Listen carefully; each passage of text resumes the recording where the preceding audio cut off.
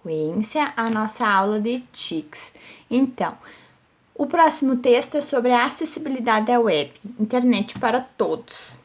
Esse texto ele vai falar que para que os nossos ambientes estejam acessíveis, nós precisamos atentar a 3 diferentes áreas, né? Que são a acessibilidade ao computador, aplicativo, e depois, né, a acessibilidade ao navegador. Terceiro, a acessibilidade ao planejamento da página web. A autora ela faz uma distinção entre a primeira, segunda e terceira área. A acessibilidade ao computador engloba os programas de acesso, incluindo diferentes tipos de ajudas técnicas e usos genéricos, né? Tanto do computador. O que isso quer dizer? Quando a gente pensa em acessibilidade ao computador, a gente pensa em programas como leitores de tela, como sintetizadores de voz, teclados adaptados, fontes ampliadas. É a acessibilidade para que o estudante, para que o usuário consiga utilizar o computador. A segunda é a acessibilidade ao navegador. O que acontece? O nosso sistema operacional, o leitor de tela, o programa para acessibilidade, ele também precisa de uma configuração para o navegador e para os sites. Às vezes eu consigo trabalhar muito bem no computador, o leitor de tela, vamos utilizar como exemplo, ele funciona muito bem no meu computador, mas quando eu vou para os sites, eu não consigo, porque o meu navegador não permite, não consegue, não está configurado adequadamente.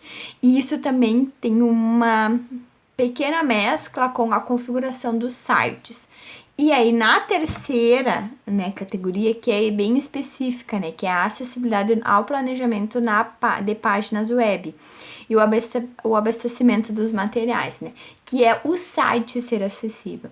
Às vezes, o site, ele não permite a navegação. Quando a gente entra, no caso, com o leitor de tela, ele não consegue ler, ele não consegue, mesmo que o programa da pessoa consiga acessar em outros espaços, porque não se teve o cuidado de testar essa página, não se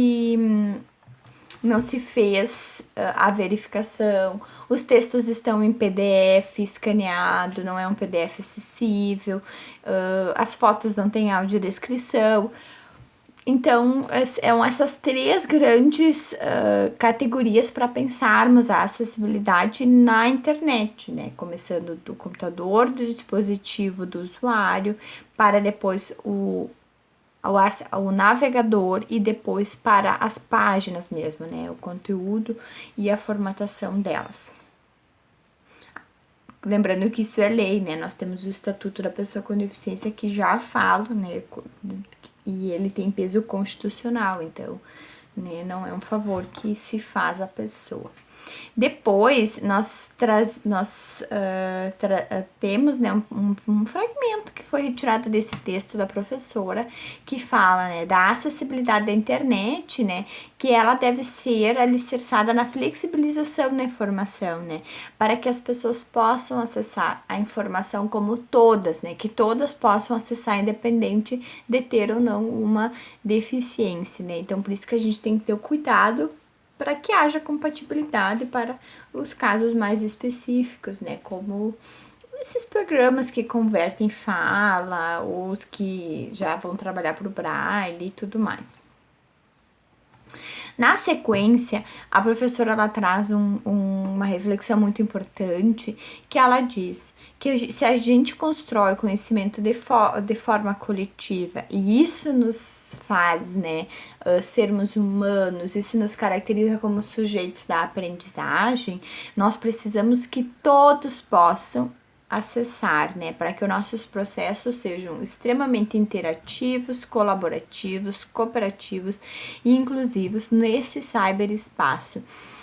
O que ela diz? Que nós, como sociedade, também estamos aprendendo com esses alunos e que os alunos também aprendem conosco e que é nessas trocas que nós vamos conseguir produzir um conhecimento cada vez mais complexo e inclusivo. Certo, pessoal? Espero que tenham gostado. Bons estudos!